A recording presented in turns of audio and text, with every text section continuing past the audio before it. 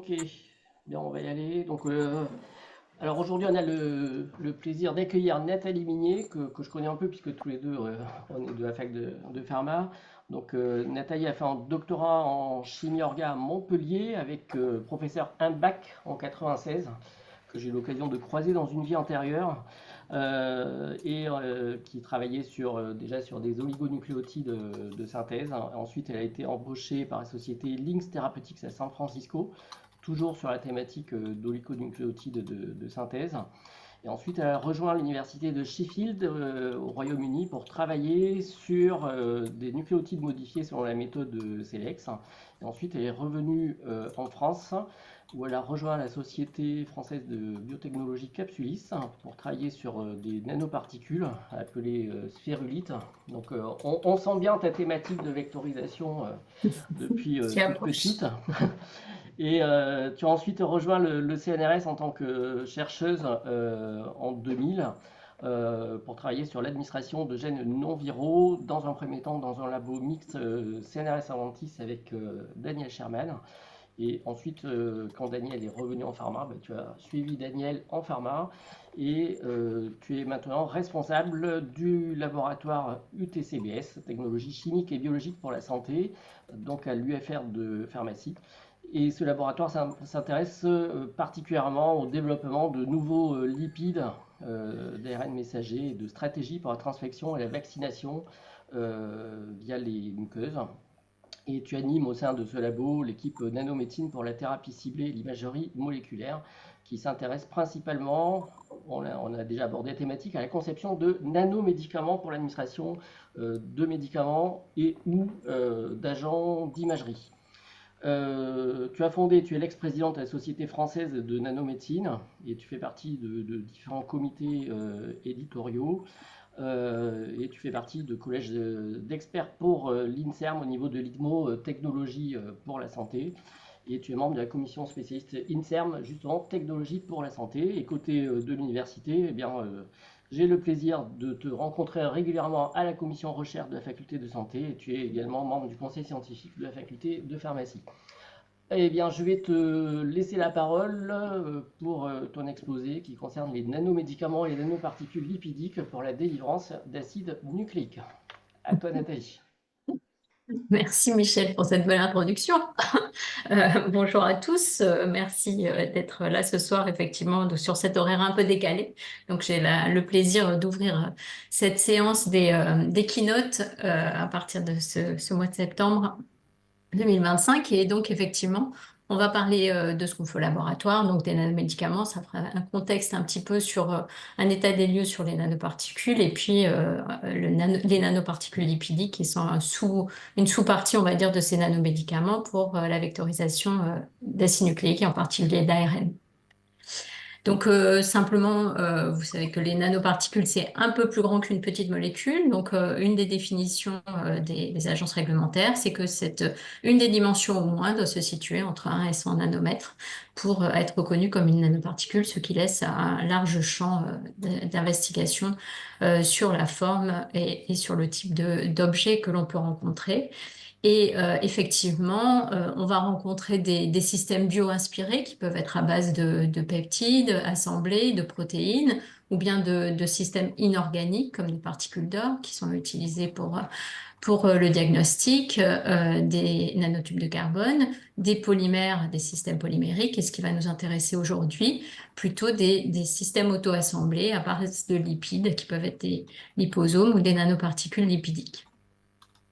Donc aujourd'hui, on trouve une centaine de nanoparticules qui ont été acceptées par la FDA, les premiers étaient donc ici polymériques et liposomes en 1995 pour le Doxil, qui est la délivrance de doxorubicine, des oxydes de fer pour l'IRM, des nanocristaux qui ont été également exploités et approuvés. Et puis, plus récemment, on peut trouver les nanoparticules lipidiques pour la délivrance d'ARN interférents ou d'ARN. Et on espère bien sûr qu'il y en aura bien plus dans le futur. Et j'espère vous montrer qu'on attend davantage de nanoparticules à venir. Donc, si on regarde un petit peu le domaine d'application, donc on retrouve le cancer, les maladies oculaires, cardiovasculaires. Le cancer représente environ la moitié aujourd'hui des systèmes qui ont été approuvés. Et les liposomes, qui sont des systèmes lipidiques parmi l'ensemble des systèmes approuvés, sont à peu près un tiers des nanoparticules qui sont aujourd'hui commercialisées. Donc ces liposomes, en fait, initialement, c'était simplement des mimes de membranes cellulaires qui sont constitués de phospholipides. Donc c'est aussi des systèmes bioaspirés dans lesquels on va apporter un peu d'énergie pour former ces vésicules qui vont encapsuler un milieu aqueux. Donc c'était initialement développé pour mimer la fusion des cellules et comprendre un petit peu ce mécanisme-là. Et puis ensuite, ça a été proposé pour la délivrance de médicaments. Donc, les principes actifs, les substances actives ici en rouge vont être soit encapsulées dans le cœur aqueux qui va être au centre, ou bien dans les particules, entre les lipides. Et ça va permettre donc de stabiliser ce principe actif. Alors, pourquoi ça a été principalement étudié dans le domaine du cancer? Parce que l'endothélium étant déstructuré, donc ces nanoparticules vont s'accumuler dans l'environnement tumoral, y résider. Et si on estime qu'on a encapsulé un certain nombre de substances actives dans ce cœur, on devrait concentrer l'anticancéreux dans le domaine, au niveau de l'environnement tumoral, ce qui paraît intéressant.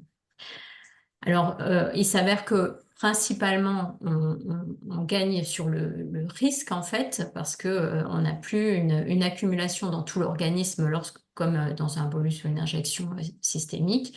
On va avoir une accumulation préférentielle dans les tumeurs et puis également dans le foie, puisque les nanoparticules vont s'accumuler également dans le foie. Mais la plupart des vecteurs d'anticancéreux qui ont été acceptés ont été principalement parce que ce bénéfice sur risque a flanché parce que le risque était plus limité.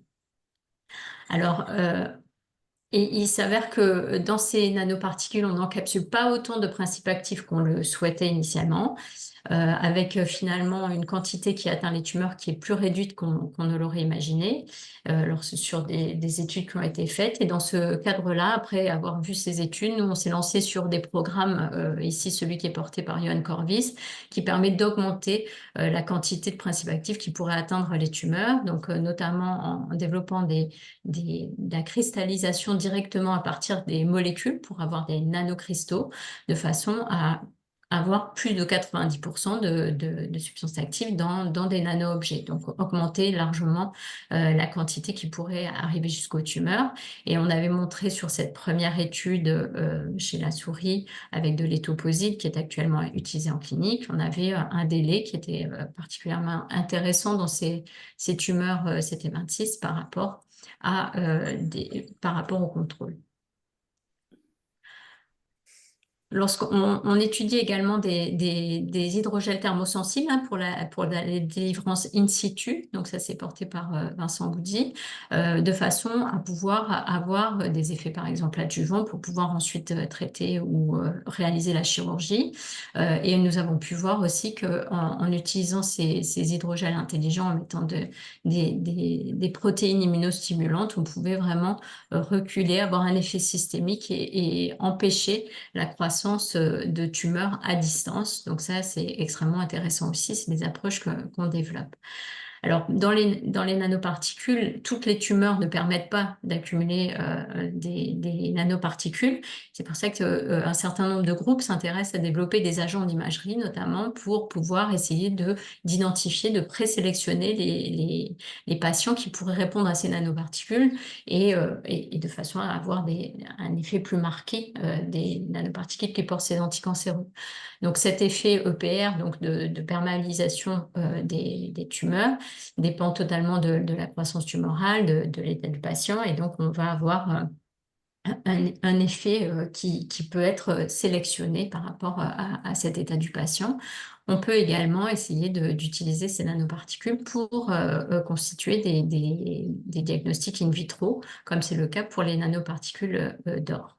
Donc nous, on a deux principaux programmes dans ce domaine qui sont les particules luminescentes qui sont portées par Cyril Richard, qui permettent d'avoir un signal unique des nanoparticules, puisqu'on n'a pas de bruit de fond des protéines endogènes lorsqu'on travaille sur des fluorescences retardées, sur la luminescence. Et ces particules pourraient vraiment avoir un impact très important sur la détection in vitro, parce qu'elles apportent une sensibilité bien plus élevée que ce qu'on ne peut trouver actuellement dans la littérature. Donc c'est un programme qui est en cours, et Caroline Rock, de son côté, développe des formulations pour stabiliser des sondes redox pour la RPE, l'imagerie RPE, avec Fabienne Perrault au Saint-Père, qui est un programme en cours de valorisation. Donc ça, c'est voilà un petit peu ce qu'on fait. C'est adossé également à notre plateforme d'imagerie optique, et c'était juste pour faire un petit point sur les nanomédicaments et l'ensemble des programmes que nous développons, pour vous montrer un petit peu donc les axes de recherche qu'on développe et les formulations qui nous intéressent. Alors évidemment, sur cette plateforme, on peut voir les agents suivre la biodistribution, évaluer de nouvelles thérapies, mais également faire des tests de toxicité et suivre l'expression des acides nucléiques. Et donc, ça va me faire la transition pour passer à cette partie-là, puisque nous intéressons donc à la délivrance de petites molécules, mais également de molécules de plus grande taille, et en particulier les acides nucléiques. Nous avons développé au laboratoire tout un programme, quand nous sommes revenus justement de chez Aventis, sur le plasmide PFAR, des plasmides qui est sans séquence de résistance aux antibiotiques, et qui est en essai clinique actuellement, et dont je reparlerai. Donc les acides nucléiques, évidemment, vous savez pourquoi on peut être intéressé dans leur vectorisation. D'une part, ils sont capables d'apporter des inhibitions de cibles, ou bien de l'expression de protéines qui seraient manquantes. Et les outils sont aujourd'hui extrêmement intéressants pour travailler sur l'ensemble de ces approches, dont le gene editing. Bien sûr, ces acides nucléiques ont des cibles intracellulaires, et vous savez que de par leur structure anionique très hydrophile et leur grande taille, ils ne traversent pas les membranes cellulaires. Donc, c'est là qu'interviennent les vecteurs. Et donc, pour la thérapie génique, initialement, pour les maladies rares, tout ce qui est les vecteurs qui ont utilisés sont des vecteurs viraux, principalement, qui sont bien plus efficaces pour donner une efficacité au niveau du transgène. Et c'était bien plus utilisé que ne l'ont été les lipides à ce moment-là. En revanche, pour l'ARN, eh bien, les lipides nanoparticules tirent leur épingle du jeu, et récemment, donc, on a vu arriver et approuvé par la FDA des nanoparticules lipidiques pour la délivrance d'ARN interférent, l'ONPATRO, ou pour l'ARN messager avec les vaccins anti-Covid. Donc on va voir comment on est arrivé là, puisque il n'est pas forcément évident d'imaginer que des molécules qui ne traversent pas la membrane cellulaire seraient plus aptes à traverser des membranes artificielles, puisque je vous ai dit que les liposomes ne sont finalement qu'un reflet de membranes artificielles de cellules. Donc ça veut dire qu'on doit apporter autre chose que simplement ces lipides pour pouvoir encapsuler ces acides nucléiques dans ces membranes-là. Et c'est là que toute l'ingénierie chimique va apparaître, puisqu'on a besoin de constituer des lipides qui vont être de la même type de structure que les phospholipides, mais qui vont être capables d'interagir avec les phosphates des acides nucléiques pour pouvoir avoir cette interaction, cette internalisation, et protéger l'acide nucléique des dégradations. Donc, on conserve dans la conception de ces lipides l'ensemble de la structure lipidique, un linker pour espacer un petit peu cette phase lipidique d'une tête polaire, qui va être capable d'interagir par des charges cationiques. Et donc, pour toutes les études qui ont été faites initialement pour la délivrance d'ADN, c'était des lipides totalement cationiques qui ont été développés. et qui interagissaient très fortement avec les phosphates des acides nucléiques. Donc, si je fais ce petit schéma ici, l'interaction de chacun de ces lipides est médiée par la partie hydrophobe qui vont s'auto-assembler de façon à exposer les charges positives vers le milieu aqueux environnement et pouvoir interagir avec l'acide nucléique pour le protéger des dégradations. Donc ça, c'est évidemment schématique. La structure est plutôt en sandwich avec de l'ADN qui va qui va réorganiser l'ensemble de l'édifice pour former ces structures en sandwich entre les cations des lipides. Alors, une fois qu'on a constitué ces structures, donc l'ADN est protégé de la dégradation enzymatique ou chimique et va pouvoir traverser très facilement les membranes cellulaires de par leur charge cationique. Et donc ça, c'est extrêmement avantageux. Au moins, ces deux étapes-là sont réalisées. Néanmoins, une fois qu'on a réalisé ces étapes, on va se retrouver avec une internalisation principalement par endocytose, qui va faire que ces structures vont se retrouver dans de nouvelles structures lipidiques vésiculaires, que sont les endosomes. Et donc l'ADN va se retrouver dans une double vésicule, on va dire, et donc il va falloir trouver des stratégies pour pouvoir libérer de l'endosome cet ADN. Donc, ce qui a été beaucoup utilisé, c'est le fait que l'endosome avait un pH un peu plus réduit que le cytosol et essayer d'avoir des structures qui étaient capables de libérer soit un pH un peu plus réduit de 6,5 ou qui étaient capables de fusionner à ces pH avec les lipides des endosomes.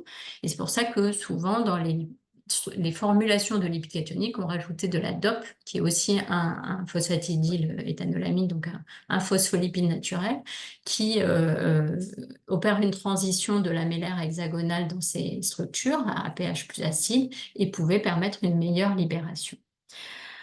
Au laboratoire, on a également travaillé sur des mélanges lipides cationiques, lipides anioniques que nous avons nous-mêmes conçus, donc ici, c'est notre lipide phare, on va dire, qui fonctionne dans de nombreuses applications, et des cholestérols avec différentes charges pour essayer d'avoir un pH optimum, une transition à un pH optimal pour pouvoir avoir une transfection malgré la charge anionique des complexes formés. Donc, c'est ce qu'on peut voir ici avec une transfection qui est conservée, quel que soit le potentiel de surface. Nous avons également beaucoup travaillé avec des systèmes qui interagissent non plus de façon électrostatique, mais avec des liaisons hydrogènes, de façon à avoir des interactions plus faibles.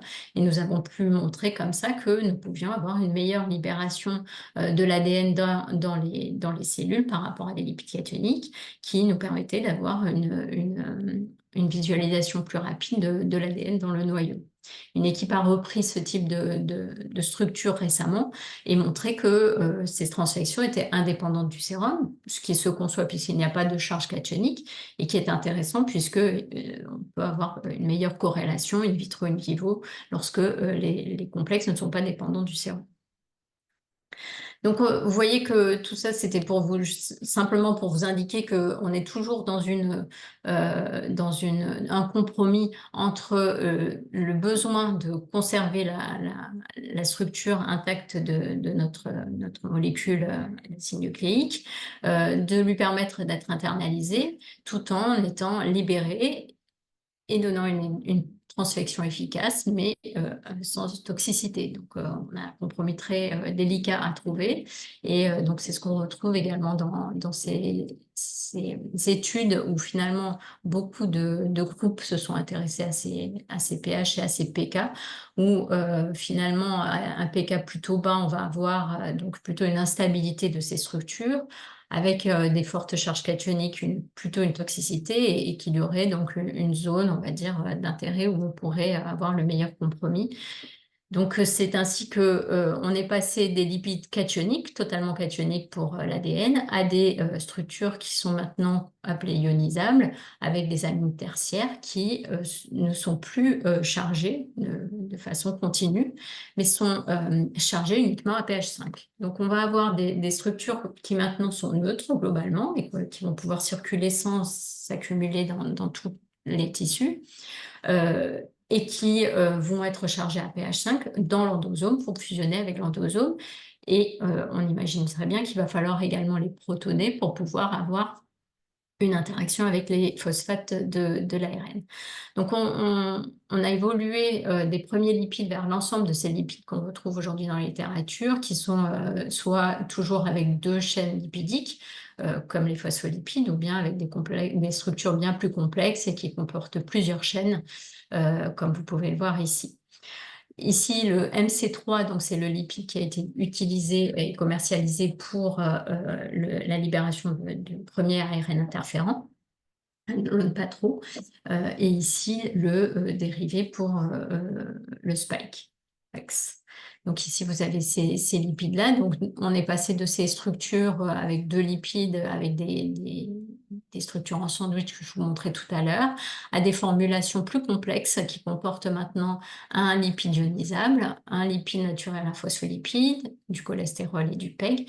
Et tout ça, donc c'est 4 lipides, ou bien ces 4 lipides-là avec le mRNA 1273, donc les lipides de Moderna et de Pfizer sont ceux qui ont été utilisés pour exprimer l'enveloppe spike du virus du Covid-19. Donc ici, vous pouvez voir qu'on n'est plus dans cette structure en sandwich, mais certainement avec un cœur dense. C'est ce qui est présenté actuellement dans la littérature pour ces complexes, où l'ARN serait incorporé dans ces structures, recouvert de phospholipides et donc protégé de la dégradation. On a regardé sur la plateforme PICMO à l'UFR de pharmacie. Effectivement, c'est ce qu'on retrouve, ces structures ici qui sont schématisées, denses ou en partie denses. C'est ce qu'on retrouve ici sur nos expériences. Donc, comme je vous le disais, initialement, c'était assez simple de mélanger un ADN avec un lipide cationique parce que tout était cationique tout le temps. Aujourd'hui, on doit passer par une réduction du pH avant de pouvoir condenser l'ARN. Les productions se font en général par système microfluidique, donc une nanoprécipitation microfluidique, avec ici la formulation de l'onde pas trop pour le siRNA. On va mélanger du siRNA dans un mélange à pH plus bas, un tampon, pour former ces structures. Et ensuite, on devra réaugmenter le pH et éliminer l'éthanol pour avoir ces structures. Donc au laboratoire, nous, on travaille sur ces systèmes microfluidiques. Alors, ils sont homemade de façon à pouvoir travailler sur les différents paramètres justement de ces systèmes microfluidiques, que ce soit le chip, les flow rates, l'ensemble des paramètres qui vont intervenir, les différentes concentrations, les volumes, tous les ratios. Et donc ça, c'est un programme qui est porté par Kerr Alaré, qui a associé l'intelligence artificielle et les plans d'expérience à ces expériences, pour pouvoir, dans cette première étude, montrer qu'il était possible d'avoir une prédiction qui était très, très bien corrélée avec l'expérimental pour obtenir, par exemple, ici, des liposomes de petite taille. Donc aujourd'hui, on a validé l'ensemble de nos protocoles avec des systèmes commerciaux qui existent pour produire ces LNP par microfluidique. Et donc, on retrouve bien les mêmes caractéristiques. Et donc, la première étude sur laquelle nous avons travaillé, qui vient d'être publiée, c'était une post-encapsulation d'ARN. En effet, il peut être extrêmement intéressant d'ajouter l'ARN après, parce que dans l'ensemble de ces études microfluidiques, on se retrouve avec énormément de pertes de volume, et l'ARN étant relativement onéreux, il peut être intéressant de le rajouter après pour cette raison-là. Et puis aussi parce que dans ce cas-là, on va former des vésicules que nous pourrons conserver. On peut former un batch un peu plus important et screener un certain nombre d'ARN messagers avec la même batch de vésicules préformées, ce qui peut être là encore intéressant. Donc, on a montré que nous obtenions exactement les mêmes caractéristiques physico-chimiques et les mêmes efficacités de transfection, que ce soit en post-encapsulation ou en encapsulation, telle que décrite par microfluidique. Donc, il est sorti récemment un Nature Protocol pour dire l'ensemble des étapes nécessaires au développement de LNP pour la libération d'ARN. Donc là, je viens de vous parler du mélange microfluidique éthanol-lipide. Et puis, évidemment, ensuite, il y a toute une étape de caractérisation pour savoir si l'ARN est bien encapsulé, quelles sont les tailles des particules formées, quelles sont les caractéristiques de ces particules. Et donc, on est équipé pour mesurer l'ensemble de ces paramètres, quantifier l'intégrité de l'ARN bientôt, quantifier les solvants résiduels, les tailles, et puis également compter les nanoparticules formées. Donc, bien sûr, ensuite, après avoir fait toutes ces caractérisations, il faudra avoir les études in vitro, in vivo en fonction des applications de chacun. Et ça, donc c'est développé. Je vais vous montrer un petit peu les applications qu'on peut retrouver dans la littérature. Donc, évidemment, en immunothérapie, il y a eu beaucoup d'articles qui sont sortis depuis 2020, avec notamment des applications dans la présentation des antigènes ou bien l'expression des récepteurs, l'effet adjuvant de l'ARN messager ou la production de cytokines. Donc là, différentes approches d'immunothérapie. Et on peut imaginer aussi que le lipide est capable d'amplifier la réponse immunitaire et donc d'avoir un effet non seulement de l'ARN, mais du lipide. C'est maintenant assez bien décrit avec les lipides du vaccin anti-Covid, mais nous avions réalisé ces études un peu au préalable avec nos lipides sélectionnés que je vous ai montré tout à l'heure, pour lesquels Virginie Escriot avait montré qu'ils activaient la voie des TLR avec l'équipe de Richert en Belgique. Et puis, nous avons repris notre plasmide PFAR, que je vous ai mentionné tout à l'heure, qui exprime cette fois-ci IL-12 pour avoir donc une amplification de la réponse immunitaire. Donc, l'idée était de pouvoir utiliser de la thermoablation et puis d'avoir une tumeur à distance pour voir s'il était possible, avec des nanoparticules lipidiques comportant ce plasmide, d'avoir un effet à distance. Donc, ça, nous avons travaillé avec Salima SNB sur ces approches-là, montrer que la thermoablation était complète sur la tumeur primaire pour se concentrer sur la tumeur secondaire. Et nous avons pu voir qu'effectivement, nous avions une diminution de la croissance de la tumeur secondaire avec une augmentation de la survie. Bon, un besoin, c'était vraiment une preuve de concept, donc un besoin de compléter les groupes pour avoir des résultats significatif sur ces réponses, mais déjà montrer l'effet potentiel de ces approches-là, avec tout un questionnement sur comment injecter les LNP, à quel endroit, et d'autres, effectivement, ont publié les mêmes choses.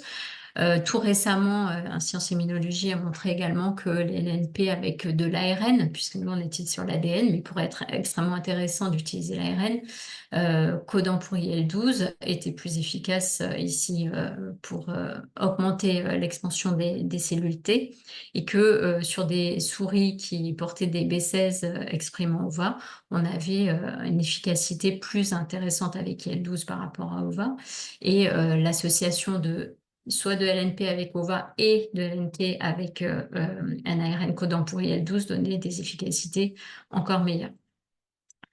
Donc ça, ce sont des approches au niveau vaccination, mais bien sûr, il y a d'autres approches qui sont décrites pour ces LNP dans la littérature, et puis de plus en plus. Karine Andrieux travaille avec ici les groupes PrEMUP et la santé des femmes sur la délivrance placentaire d'acide nucléique, et vous voyez que il y a des lipides différents qui ont été proposés pour chacune de ces applications. Et là, il y a à chaque fois une sélection de nouveaux lipides soit pour avoir un effet adjuvant, soit pour limiter l'effet toxique du lipide en fonction de l'application. Donc à chaque fois, on peut retrouver des sélections nouvelles de lipides. Et ce qui est intéressant, c'est qu'on peut, ce qui est décrit actuellement, c'est cette sélectivité cellulaire ou tissulaire reliée aux lipides. Et notamment pour le MC3, qui est celui qui a délivré le siRNA, il a été montré que la présence de ce lipide dans la composition lipidique de la formulation, permettait de recruter de l'ApoE circulante qui ensuite induisait l'interaction avec le récepteur de l'ApoE pour avoir une internalisation dans les hépatocytes, qui n'était pas forcément attendue puisque on devait, lorsqu'il y a une injection de nanomédicaments ou de lipides en général, on a plutôt une accumulation dans les cellules de Kupffer. Donc, ce qui signifie qu'il est possible de guider en fonction de la composition de surface, de la composition lipidique, on peut plus ou moins guider selon les interactions avec les protéines circulantes. Et donc, beaucoup explorent ces aspects-là, et notamment le groupe de Sigvart qui utilise différents lipides dans ses formulations pour essayer d'orienter le homing tissulaire de ces nanoparticules pour augmenter l'effet potentiel en fonction des applications recherchées. Il a été plus loin même, et c'est extrêmement intéressant de voir que effectivement, on peut avoir des interactions très différentes selon les lipides. C'est ennuyeux aussi parce que ça veut dire qu'il faut aller chercher pour chaque lipide qu'est-ce qui se passe au niveau des interactions et avec quel type cellulaire ils interagissent. Ici, donc, la sélection elle a été faite par rapport à la tête réactive du lipide ou bien par rapport au linker entre les chaînes et le lipide pour sélectionner des lipides qui s'accumuleraient dans la moelle osseuse.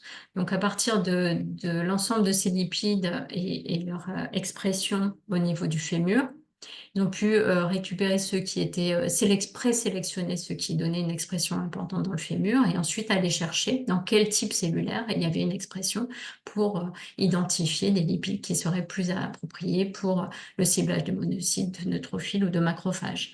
Et donc effectivement, ça veut dire que selon le linker qui a été mis en surface, il y a eu ou la tête réactive du lipide, il y a eu des accumulations différentielles dans les différents types cellulaires.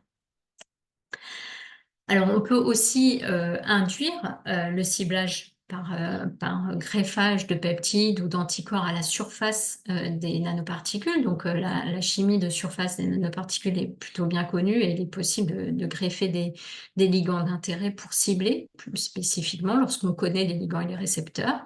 Et beaucoup essaient aujourd'hui de réaliser, d'obtenir des cartés in situ, de pouvoir réaliser des modifications de lymphocytes directement in situ sans avoir à aller récupérer les cellules chez le patient et ensuite les réinjecter après les avoir modifiées.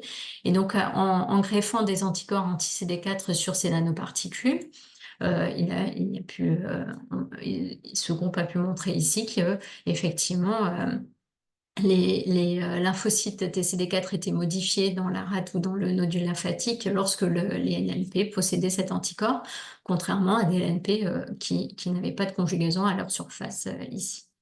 C'est également le cas du ciblage CD8, où là encore, des anticorps anti-CD8 ont permis de modifier des lymphocytes CD8 in situ et de façon plutôt spécifique, sans modification de CD4. Là encore, comme je vous le disais avant, il y a une sélection de lipides initialement, notamment pour avoir davantage de groupes ester ici qui ont permis d'avoir une réduction plus rapide, une élimination plus rapide du lipide du foie, de façon à avoir moins de toxicité par rapport à ici le Spikevax qui est utilisé dans le vaccin.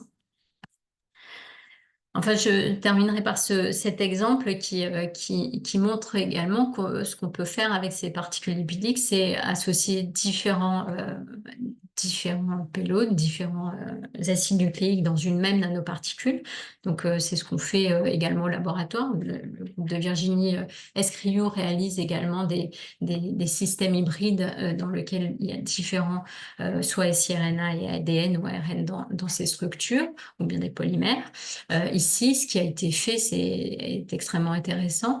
Un ARN qui code pour Cas9 avec un guide qui exprime soit qui est là pour la coupure de MYC ou d'anticorps de PLDL1, pardon, immune checkpoint inhibitor, avec un ARN interférent qui est là pour décroître la dureté du micro-environnement tumoral, donc qui inhibe des kinases d'adhésion.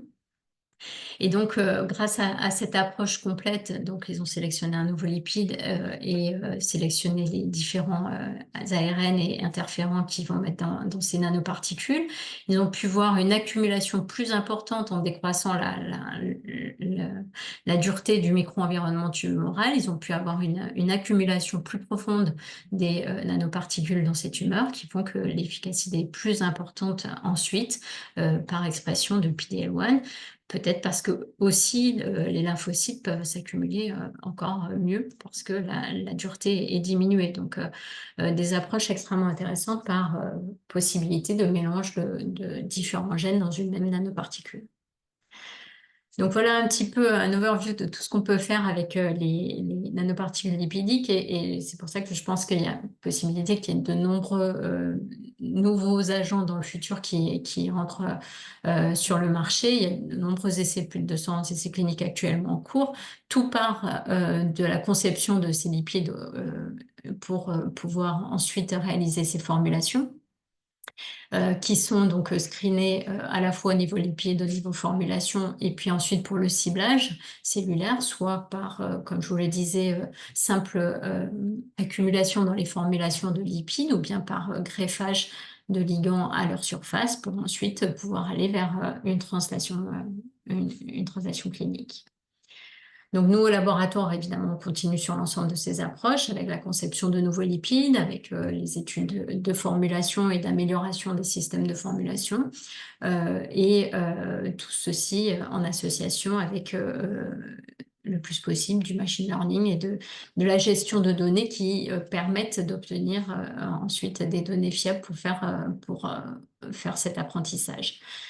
Donc, on continue sur les applications de délivrance placentaire, de délivrance mucosale parce que ça permettrait d'augmenter l'efficacité, la durée d'efficacité du vecteur, de la vaccination. Et puis, sur la voie orale, puisqu'il y a très peu d'acteurs encore sur cette voie orale. Et donc, l'équipe de Virginie Escriou travaille sur des systèmes hybrides pour cette voie orale pour lequel elle a pu montrer qu'on pouvait conserver, même en passant par une phase de compression, on pouvait conserver la possibilité de transfecter avec ces nanoparticules lipidiques. Donc voilà, simplement, je voulais terminer en vous indiquant qu'on mobilise aussi la communauté. Donc si vous êtes intéressés, nous avons déjà fait une première journée à l'UFR de pharmacie sur le site de Pharma le 3 avril sur vraiment la partie conception de lipides, formulation, méthode de caractérisation. Donc il y avait déjà 100 participants sur une journée qui a été réalisée très rapidement avec des académiques, mais également des sociétés privées qui étaient intéressées par ces journées, et nous espérons pouvoir faire une journée renouvelée avec une journée plus orientée vers les applications médicales au printemps 2026. Voilà, et bien sur ce, je me tiens prête à répondre à vos questions. Je remercie évidemment l'ensemble de l'UTCBS et pour leur dynamisme et leur implication dans l'ensemble de ces projets. Et je vous remercie pour votre attention. Merci Nathalie. Tu peux juste couper le partage comme ça. Oui, bien sûr. Voilà, merci beaucoup. Est-ce que quelqu'un a des questions? Je vois pas de main levée pour l'instant. Isabelle, on t'entend pas.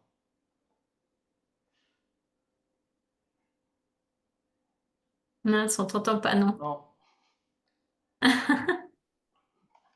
Le temps que tu retrouves le son, moi j'avais une question générale. Oui. Comment ces structures sont métabolisées? Est-ce que c'est stable? Parce que dans les formules, on voit des esters, voire des esters phosphoriques. On sait que ça peut être sensible aux estérases ou aux phosphatases. Est-ce que c'est relativement stable? Qu'est-ce qu'on connaît sur la métabolisation? Oui, justement, les esters, ils ont été mis pour avoir cette métabolisation et pouvoir libérer soit plus efficacement, soit dégrader. Parce que si on estime qu'on va réinjecter plusieurs fois ces lipides, il vaut mieux effectivement qu'ils puissent être métabolisés pour éviter une certaine toxicité. Ce qu'on a vu dans cet article dans lequel ils essayaient de faire d'écarter CD8, c'était l'idée, c'était vraiment de pouvoir dégrader plus rapidement de façon à métaboliser davantage. Donc, eux, ils ont augmenté le nombre d'esters. Mais à part ça, au niveau élimination, je pense qu'il vaut mieux parce que sinon, il pourrait y avoir des accumulations dans les graisses, comme ça a pu être vu pour d'autres particules. Donc, je pense qu'il est préférable d'avoir ces, ces, ces fonctions dégradables. Ok, merci. Isabelle, on retente? Oui, c'est Ça y bon? est, Ah c'est oui! bon, c'est bon. Ok. Bon, alors ce qu'il y a, c'était quasiment la même question. J'étais intéressée par tout ce qui est élimination. Comme tu dis que, en fait, vous utilisez des lipides différents en fonction du type cellulaire que tu veux cibler. Je me demandais si les voies d'élimination étaient différentes également en fonction du lieu où tu délivres les médicaments.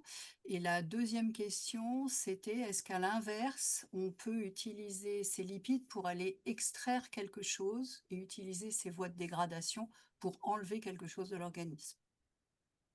Oui, alors pour la deuxième question, il y a effectivement des programmes pour, alors, je vais dire nettoyer, c'est-à-dire avoir des chélations avec des métaux qui sont associés à ces lipides. Donc, ça va être des lipides chélatants qui vont être intégrés dans les structures de façon à éliminer. Et ensuite, l'objectif, c'est que ça puisse être éliminé par voie urinaire, donc pour ne pas rester dans l'organisme. Donc, effectivement, il y a des travaux qui sont réalisés, je pense à Jean-Christophe Leroux à Zurich, à l'ETH. Et puis sur la voie d'élimination, effectivement, voilà, la plupart des nanoparticules vont s'accumuler après injection IV, en tout cas dans le foie. Et donc c'est par cet organe qu'il va y avoir la meilleure élimination, mais beaucoup essaient maintenant d'avoir d'autres voies d'élimination. C'est pour ça qu'il y a des lipides plus courts qui sont synthétisés ou bien avec des fonctions dégradables pour pouvoir éliminer ou bien avec une seule chaîne pour qu'il y ait une élimination par les reins. Donc on voit des choses apparaître, mais aujourd'hui, majoritairement, les lipides ou tout ce qui est nanoparticules s'accumule dans le foie. Après, injection IV principalement, ça dépend après des voies d'administration. Ouais, d'accord. Merci. En tout cas, c'était super. Merci pour la présentation. Merci, Isabelle. Ok, merci. Est-ce qu'il y a d'autres questions? Alors attendez, parce qu'apparemment il y a une question dans le chat. Alors, ouais. Merci pour la présentation très intéressante. Vous vous intéressez principalement à des nanoparticules synthétiques, mais que pensez-vous des nanoparticules naturelles, comme les vésicules extracellulaires qui sont produites naturellement et qui possèdent des propriétés naturelles d'encapsulation, de targeting, et j'ai un truc devant l'écran, pardon, de targeting d'endosomal escape. Est-ce qu'elles pourraient être Oui, l'avenir merci. en nanomédecine? Merci Anaïs. Alors, effectivement, c'est tout un autre pan qui est étudié. Il y a même des études, on a des études actuellement avec le groupe de Florence Gazeau pour fusionner les vésicules extracellulaires et les liposomes pour avoir d'autres propriétés et renflouer les propriétés de chacun. Donc c'est intéressant effectivement, bien sûr, parce qu'on peut avoir l'ensemble de la matrice d'une cellule. En revanche, voilà, ce qu'il faut, c'est pouvoir bien les caractériser. Et donc ça, c'est primordial pour les voir arriver sur le marché. Mais je ne doute pas que les études actuelles vont pouvoir mener à ça. Ok. Est-ce que quelqu'un d'autre a une autre question? Je n'en vois pas. Moi, j'avais une question très générale. Dans l'intro, tu as dit que 53%, ou dans ces eaux-là, enfin en tout cas plus de la moitié, c'était des applications en onco. Pourquoi l'onco? Est-ce que c'est simplement historique parce que ben, on sait que historiquement c'était des molécules très cytotoxiques qu'on cherchait à cibler, ou est-ce qu'il y a une autre raison? Oui, il y avait le fait elles étaient très cytotoxiques et donc on essayait de limiter la toxicité. Euh, pas forcément systémique, hein. Au niveau d'oxorubicine, c'était la toxicité cardiaque. Et puis ensuite, parce que il y avait cet effet qui avait été démontré de perméabilisation des tumeurs qui associaient les nanoparticules plus efficacement, enfin en plus grande quantité. Bon, il s'avère que, in fine, ça n'a pas trop aidé parce que on s'est retrouvé avec, on traitait tous les patients, enfin, toute la même, sans sélectionner les patients. Or, toutes les tumeurs n'avaient pas cet effet EPR qui ensuite est devenu très controversé. Donc aujourd'hui, c'est beaucoup plus rationnel avec de sélection de patients pour être sûr qu'ils vont répondre aux nanoparticules avant de les traiter. Ok, merci beaucoup. Est-ce que quelqu'un d'autre a une question? Je n'en vois plus. Et il me reste à te remercier. En tout Merci cas, beaucoup. je suis d'accord que ça faisait un tour d'horizon très complet et en même temps Voilà pour ce abordable pour des gens qui n'étaient pour, pas dans la thématique. pour ce Merci début beaucoup. septembre. Voilà, c'est ça. Merci beaucoup pour cette première keynote pour la rentrée. Et puis rendez-vous début octobre pour la prochaine. Merci à Merci tous. beaucoup. Merci pour Bonne l'invitation. soirée. Merci encore Nathalie. Au Bonsoir. revoir. Merci Nathalie.